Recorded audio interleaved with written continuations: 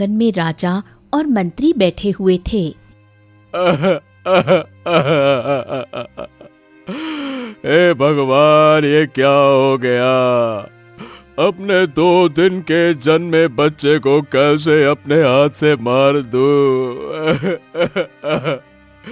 महारानी को जब ये पता लगेगा तो वो तो टूट ही जाएंगी।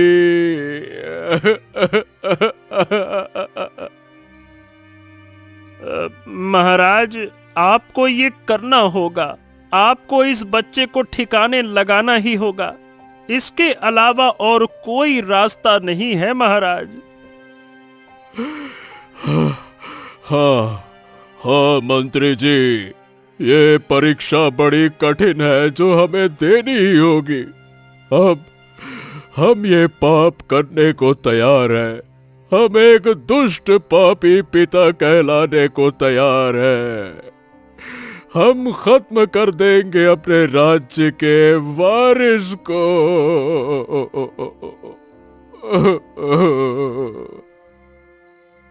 ये कहना राजा के लिए बहुत ही मुश्किल था। उसके बाद राजा ने जो किया वो किसी का भी दिल दहला देता, और ऐसे ही 20 साल बीत गए।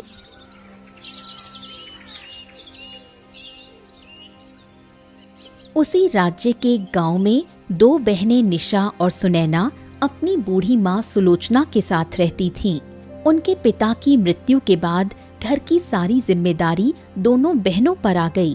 वो लोग खाने के एक एक दाने को तरस रहे थे, और उस दिन भी थक हार कर जब वो दोनों खाली हाथ घर आई तो, मेरी बच्चियों, क्या कोई काम मिला? कुछ पैसे मिले? नहीं माँ, आज फिर सबको बस हमें खरीदना था। माँ, सब हमें गलत नजर से देखते हैं, कोई काम नहीं देना चाहता। यही तो दुख है बेटी, गरीब के घर सुंदर बेटी होना भी पाप है।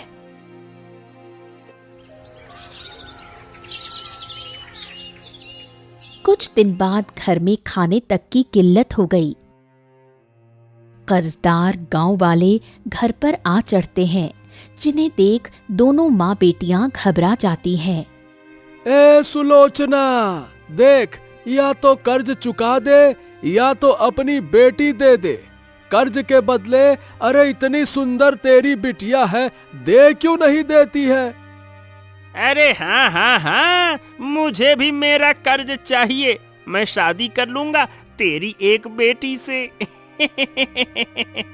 पहले से वैसे तो मेरी बीवी और बच्चे हैं, पर तेरी बेटी को रख लूंगा। पैसों की कमी नहीं होगी, ऊपर से कर्जा माफ अलग हो जाएगा। हाँ हाँ, बोल बोल बोल। तुम्हें शर्म नहीं आती है?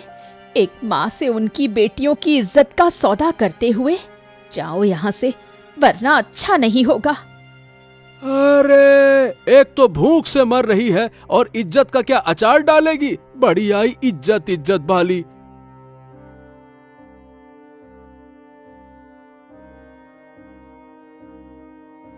गांव वाले चले जाते हैं। सुलोचना टूट जाती है। मैं अब और नहीं सह सकती। मेरी वजह से मेरी बेटियां दुख झेल रही हैं। अरे क्या फायदा ऐसा जीवन जीकर, जब मैं अपनी ही बच्चियों की रक्षा नहीं कर सकती। इससे अच्छा मैं अपनी जान ही दे देती हूँ। सुलोचना अंदर जाकर जहर पी लेती है और गिर पड़ती है, जिसे देख सुनैना की चीख निकल जाती है। माँ, ये क्या कर लिया आपने? माँ, उठो ना। दीदी, माँ ने जहर पी लिया है, आप माँ का ध्यान रखना, मैं वैद्य जी को लेकर आती हूँ।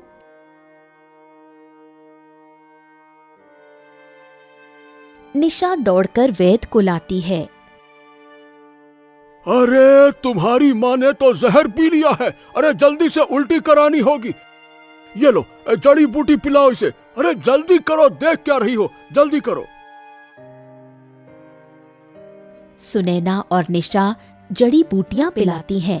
सुलोचना उल्टी कर देती है और बच जाती है। सुलोचना बहन, ये क्या करने चली थी आप? अगर आप चली जाती तो आपकी बेटियों का क्या होता, बताइए भला। वैद्य जी, गांव वालों ने जीना हराम कर दिया है। मुझे कोई और रास्ता नहीं दिखा। हर कोई गंदी नजर से मेरी बेटियों को देखता है। सुनिए, आइंदा से ऐसा मत करना। अपनी बेटियों के लिए जीना होगा।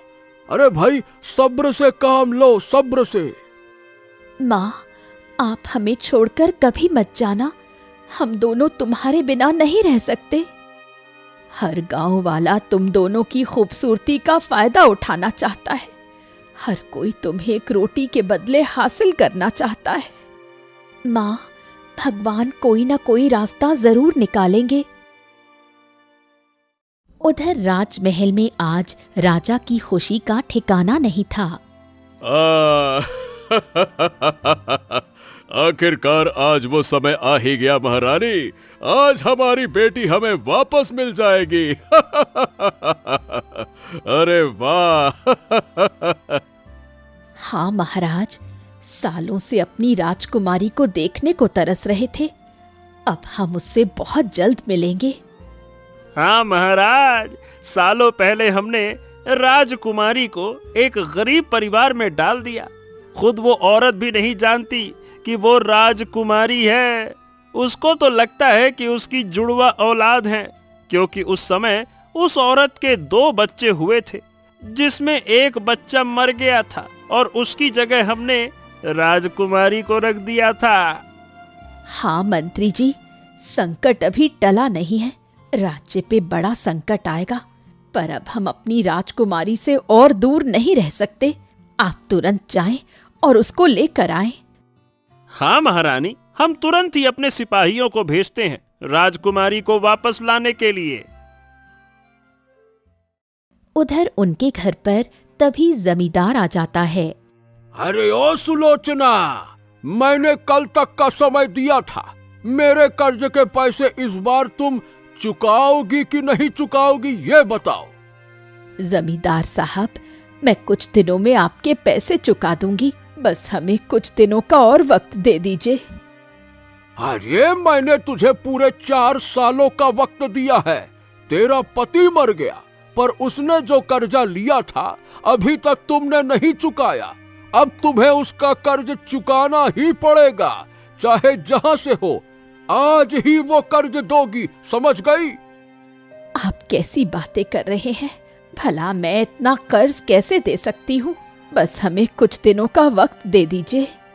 नहीं नहीं नहीं नहीं नहीं नहीं, आज तो मैं तुम्हें कोई वक्त नहीं देने वाला। आज मैं ब्याज के तौर पर तुम्हारी बेटी को उठा ले जाता हूँ। अरे जब तक तुम कर्ज नहीं चुकाओगी, अरे तेरी बेटी मेरे घर का सारा काम करेगी। चल यहां से मेरे साथ चल। नहीं जमींदार साहब, ऐसा मत करिए। पहले से ही पूरे गांव वालों की मेरी बेटी पर गलत नियत है। अगर आप उसे उठा ले जाएंगे तो मेरी बड़ी बेटी भी सुरक्षित नहीं रहेगी। भगवान के लिए मुझ पर थोड़ा तरस खा लीजिए। अरे धत, मैं कोई तरस नहीं खाऊंगा, बहुत हो गया। ए लड़की, चल तू मेरे साथ।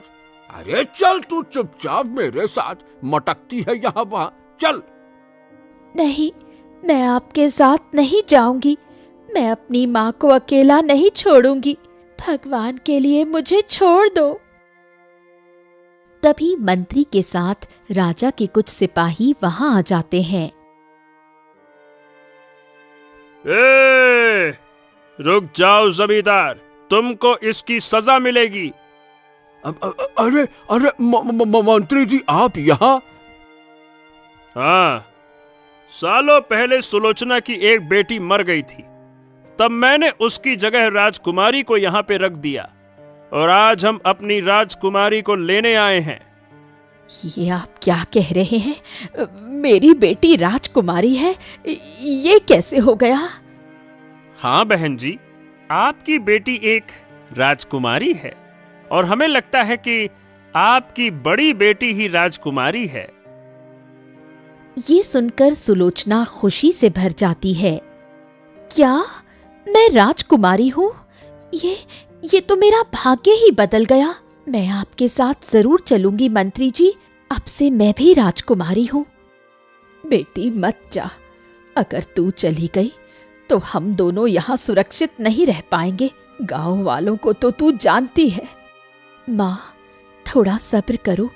मैं राजकुमारी हूँ, मैं पहले जाऊंगी, फिर पक्का आप दोनों को भी ले जाऊंगी। आप लोग मेरा इंतजार करना। दीदी, अगर आप नहीं रहेंगी तो मैं माँ का ध्यान कैसे रखूंगी और गांव वालों का कैसे सामना करूंगी? आप हमें भी साथ ले चलो। अरे, मैंने कहा ना, मैं तुम दोनों को ले आऊंगी। बस अभी मैं अपने असली माता पिता से अकेले में मिलना चाहती हूँ। इतने वर्षों बाद मैं अपने माता पिता से मिलूंगी, इसलिए कुछ दिन मुझे उनके साथ रहने दीजिए। ठीक है बेटी, पर हमें भूल मत जाना। जल्दी आना बेटा। अरे ओ जमींदार, मेरी बात कान खोल के सुन ले। अगर तूने इनको परेशान किया तो तुझे कारावास में डाल दूंगा। हाँ, नहीं तो। चलिए राजकुमारी, महाराज आपका इंतजार कर रहे हैं। चलिए।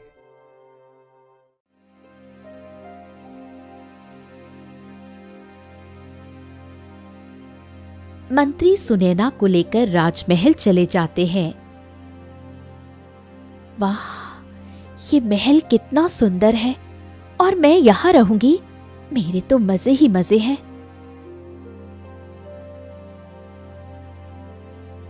तभी राजकुमारी को देखते ही राजा रानी खुशी से भर गए। मेरी बच्ची, मेरे दिल का टुकड़ा, तू आ गई। अरे वाह बेटा, तेरा हमने बहुत इंतजार किया। अब तुझे खुद से जुदा नहीं करूंगा। हाँ माँ, पिताजी, अब मैं भी आप दोनों को और इस महल को छोड़कर कहीं नहीं जाऊंगी।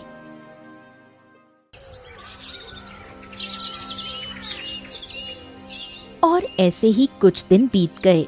सुनैना महल की चमक धमक में खो गई। मेरी वो नकली माँ और वो मेरी सौतेली बहन, अरे अपनी खूबसूरती पर इतना इतराती थी वो। गांव के सारे अच्छे लड़के बस उसे ही देखते थे। माँ भी उसी को ज्यादा प्यार करती थी। अब मैं उनकी तरफ पलटकर देखूंगी भी नहीं। उधर दोनों माँ बेटियां परेशान थीं। माँ, दीदी को गए हुए 1 सप्ताह से ऊपर हो गया है और दीदी ने अभी तक मुड़कर भी हमारी तरफ नहीं देखा। अब हम क्या करें? हमें भूख भी लगी है और घर में खाने के लिए भी कुछ नहीं है।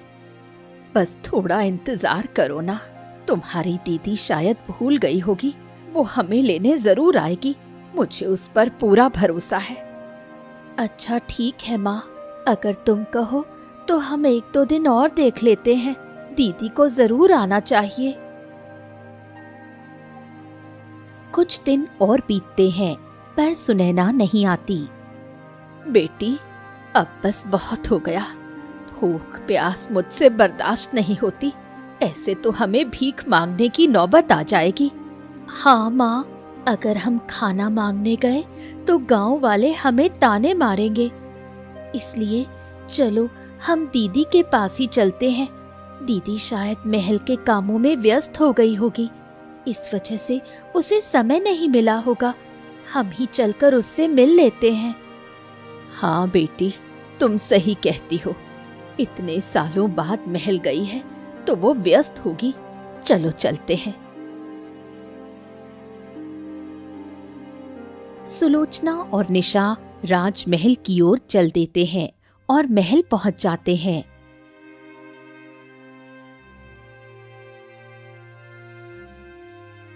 तुम दोनों को महल में घुसने किसने दिया?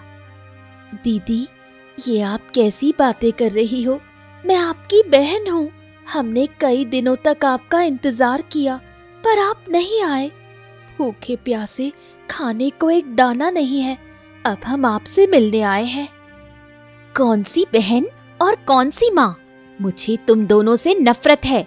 मैं राजकुमारी हूँ और तुम जैसे भिखारियों से दोस्ती कभी नहीं रखती। चली जाओ यहाँ से। बेटी, ये कैसी बातें कर रही है? इतने सालों का साथ तुम भूल गई क्या? तुझे मैंने माँ बनकर पाला है। यही इसका फल है। मैं राजकुमारी थी पर तुम्हारी वजह से मुझे एक साधारण जिंदगी जीनी पड़ी। मैं अपना सब कुछ खो चुकी हूँ। तुम्हें इसकी सजा मिलेगी। जब भी कोई रिश्ता आता था, मैं जिस लड़के को पसंद करती थी वो लोग निशा को पसंद कर लेते थे। इसकी सजा निशा को मिलनी चाहिए। सैनिकों, मारो इसे ताकि मेरा बदला पूरा हो जाए। ये गलतफहमी में मत पड़ो बेटी, ऐसा मत करो। वो बहन है तुम्हारी। हाँ बच्ची, मत कर ऐसा। अपने राजकुमारी होने की ताकत का घमंड मत कर। पिताजी, माँ, चुप रहिए। आप एक शब्द और मत कहिए। मैं जो कर रही हूँ वही होगा। मेरा हुक्म चलेगा इस महल पर। और आप मुझे मत बताइए क्यों आपने मुझे गरीबी में और साधारण जिंदगी में छोड़ा था, और इतने सालों बाद मेरी याद क्यों आई। सब कुछ साफ साफ बताइए। बेटी, ये मैं अभी नहीं बता सकता। सही वक्त आने पर सब बताऊंगा। ये एक बड़ा राज है जो अभी खुलेगा तो विनाश कर देगा। तब बस करिए, आप मेरे काम में दखल मत दीजिए। जब आप सच्चाई नहीं बताते तो मैं वही करूंगी जो मुझे चाहिए। सैनिक बुरी तरह निशा पर कोड़े बरसाने लगे। ये देख सुलोचना और राजा रानी तड़प उठते हैं। अरे, इन दोनों को महल से बाहर निकाल दो। आगे से कभी महल के पास आना भी मत, वरना कोड़े मार मार के चमड़ी उधेड़ लेंगे। बहुत बुरा हाल करेंगे। नहीं तो चलो। दीदी, ऐसा मत करो। कम से कम माँ को महल में रहने दो।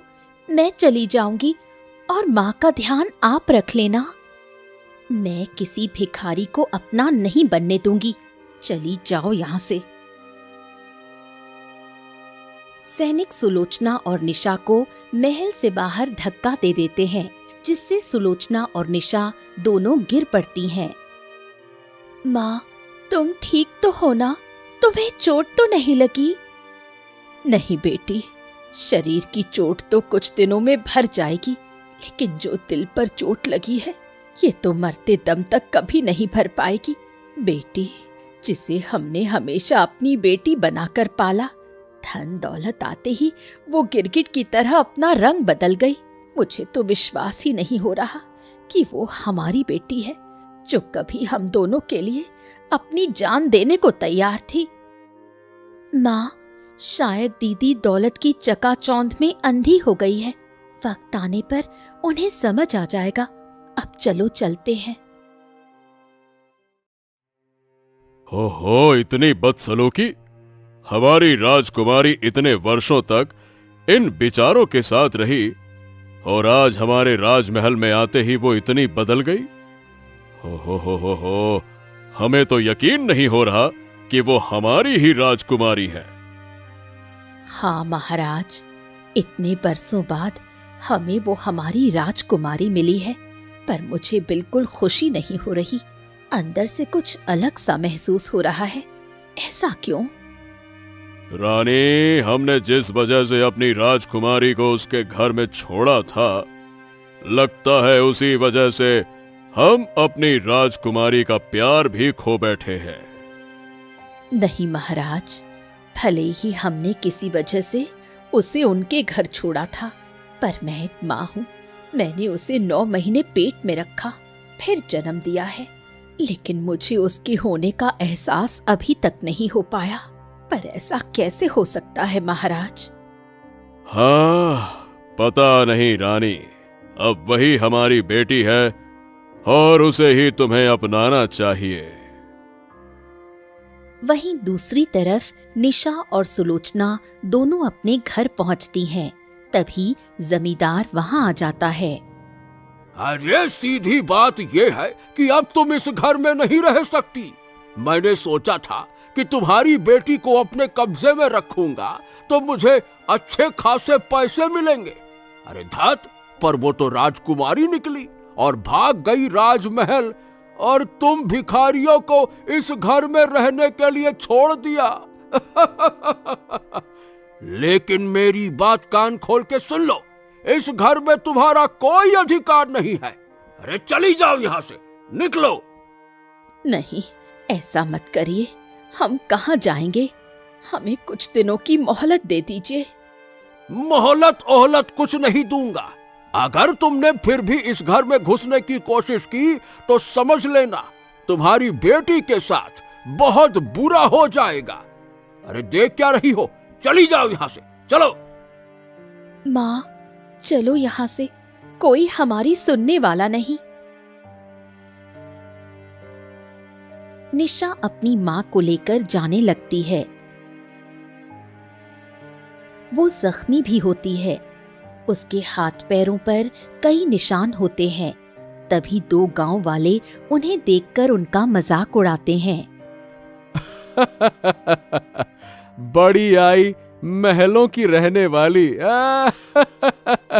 देखा क्या हालत हो गई इन दोनों की। ना घर की रही, ना घाट की, ना राजमहल की रही और ना ही अपनी झोपड़ी की। अब तो ये दोनों हो गई हैं सड़क की।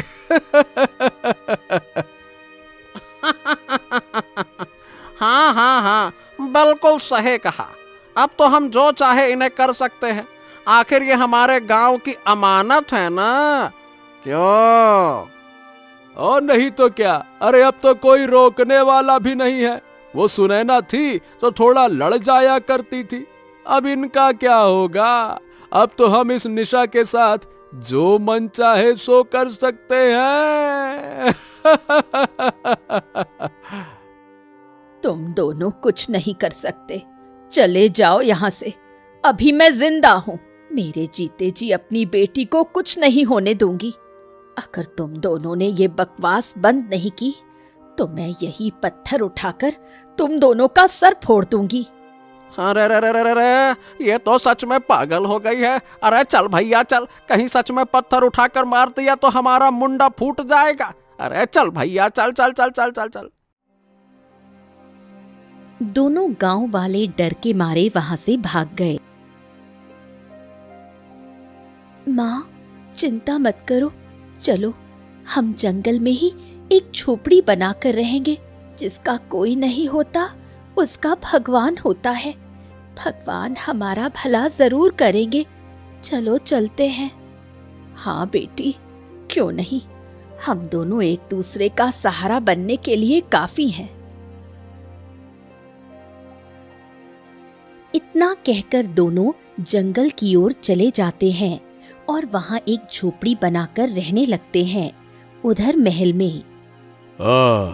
अब वक्त आ गया है कि हमें पुरोहित जी से मिलना चाहिए। हाँ महाराज, अब वक्त आ गया है कि हमें पुरोहित से मिलकर राज के बारे में बात करनी होगी। अगला कदम उठाना होगा। राजा और रानी पुरोहित के कक्ष में जाते हैं। आओ आओ आओ आओ, आइए राजा रानी, हम कब से आपका इंतजार कर रहे थे। राजकुमारी के संबंध में समय तो गुजर गया है, पर हम अपनी दृष्टि से देख रहे हैं कि राज्य पर बहुत ही भयानक संकट आने वाला है। क्या? आपने जो कहा था हमने तो बिल्कुल वैसा ही किया। हाँ पुरोहित जी, आपने जो परसों पहले भविष्यवाणी की थी। आज तो मैं पिता बन जाऊंगा और ये मेरे लिए सबसे खूबसूरत पल होगा। हाँ, बच्चे के ग्रह नक्षत्र ठीक ही लग रहे हैं। बस महारानी सही वक्त पर बच्चे को जन्म दे दे, फिर तो आपके राज्य पर जो काला साया इतने समय से मंडरा रहा है उसका अंत हो जाएगा। उसी वक्त एक दासी दौड़ती हुई आती है। महाराज, महारानी को कब से पीड़ा हो रही है पर बच्चा नहीं हो पा रहा। महारानी को बहुत कष्ट झेलना पड़ रहा है। तभी अचानक जोरदार आंधी चलती है। राजमहल अंधकार में डूब जाता है।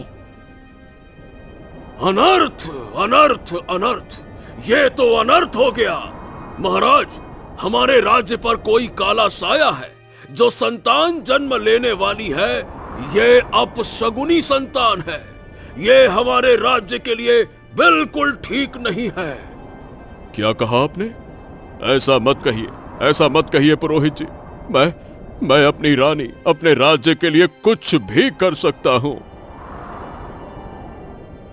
बधाई हो महाराज, महारानी ने एक पुत्री को जन्म दिया है।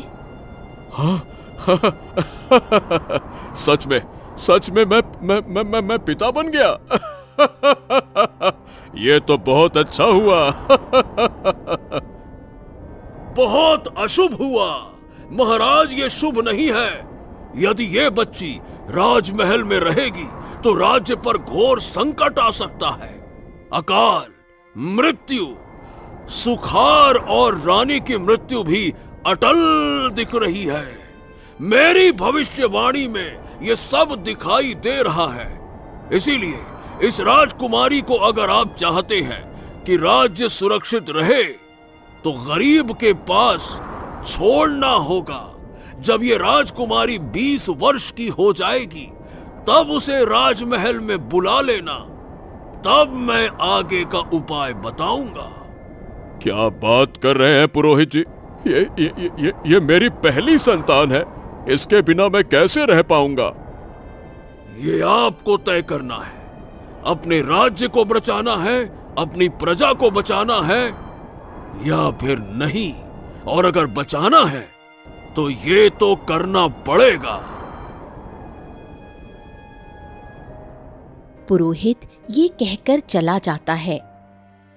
राजा रानी के पास जाता है। देखिए, मेरी पुत्री कितनी सुंदर है।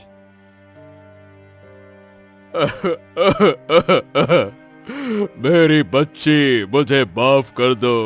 रानी, हमें राजकुमारी को एक गरीब की झोपड़ी में छोड़ना पड़ेगा, वो भी 20 वर्षों के लिए।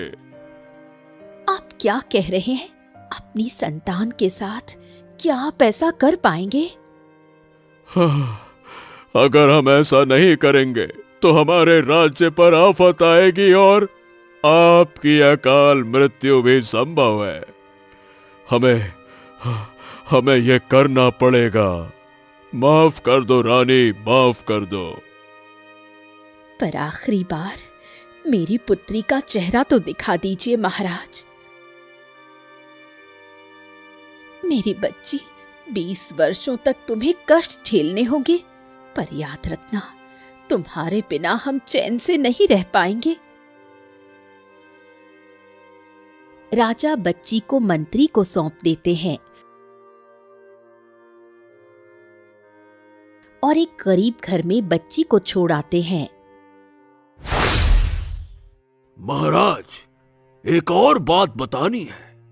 वो संकट जिसके चलते हमने अपनी राजकुमारी को 20 वर्षों के लिए गरीबी में छोड़ दिया था, वो संकट फिर से आपके राज्य पर छा गया है। अब वही राजकुमारी खुद को बलिदान देकर ही इस संकट से आप सबको बचा सकती हैं। हो, ये कैसा अन्याय है पुरोहित जी।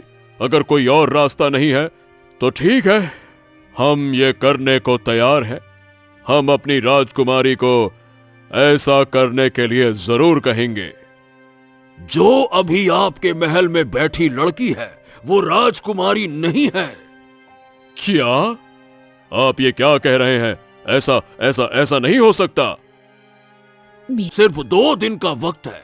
2 दिन में आपकी राजकुमारी को बलिदान देना होगा, तभी ये संकट टल सकता है। राजा उदास होकर राजमहल आता है।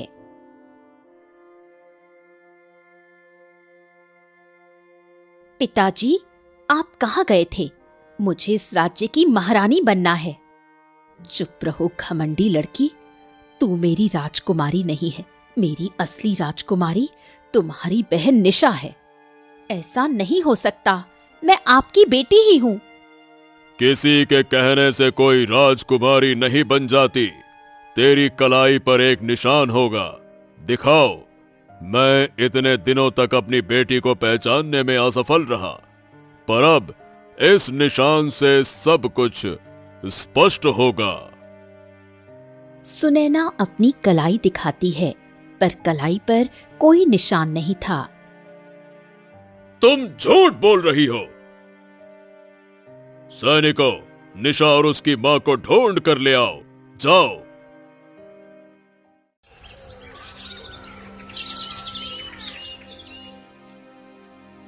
कुछ ही दिनों में सैनिक सुलोचना और निशा को पकड़कर राजमहल ले आते हैं। हमें यहाँ क्यों लाया गया है? शांत हो जाओ बेटी, शांत हो जाओ। तुम मेरी पुत्री हो और तुम्हें अब इस राज्य की राजकुमारी माना जाएगा। ये तुम्हारी बहन, ये तो एक साधारण लड़की है। क्या? नहीं नहीं, मैं राजकुमारी नहीं हूँ। वो तो सुनैना दीदी है। उसी समय पुरोहित कदम बढ़ाता है।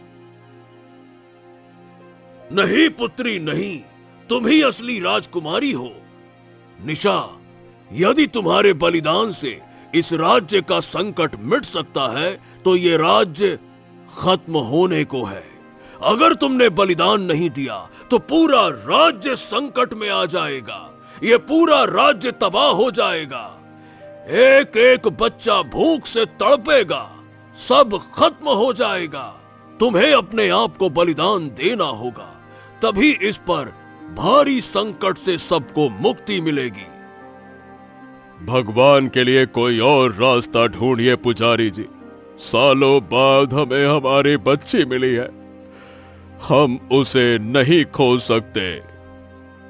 नहीं महाराज नहीं, मैं आपकी पीड़ा समझ सकता हूं, पर राजकुमारी को अपना बलिदान देना ही होगा। यदि मेरे बलिदान से इस राज्य का कल्याण होगा तो मैं तैयार हूँ। मैं अपने आप को बलिदान देने के लिए तैयार हूँ। नहीं, ऐसा मत करिए महाराज। ये मेरी असली बेटी है। अगर इसे कुछ होगा तो मैं जीते जी मर जाऊंगी। भगवान के लिए मुझसे मेरी बच्ची मत छीनिए। कोई तो रास्ता होगा, फिर से मेरी गोद सूनी मत कीजिए। पिताजी, माँ जी और माँ, आप तीनों चिंता क्यों करते हो? मैं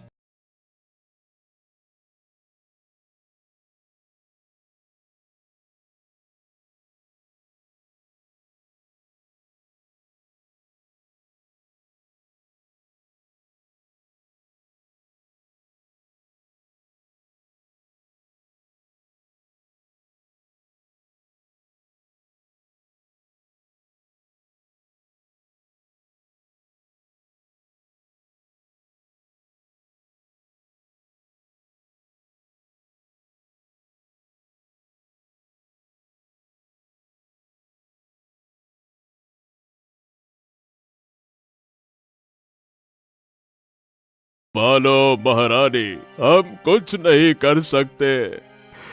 ये हमारा राज धर्म है, इसे पालन करना ही होगा। अब कैसे जिएंगे? हमें खुद समझ नहीं आ रहा। क्या फायदा जीकर? काश भगवान मुझे भी उठा लेता। सुनैना फूट फूट कर रोने लगी। आज उसे अपनी गलती का एहसास हो रहा था। उसने सबका प्रेम खो दिया था।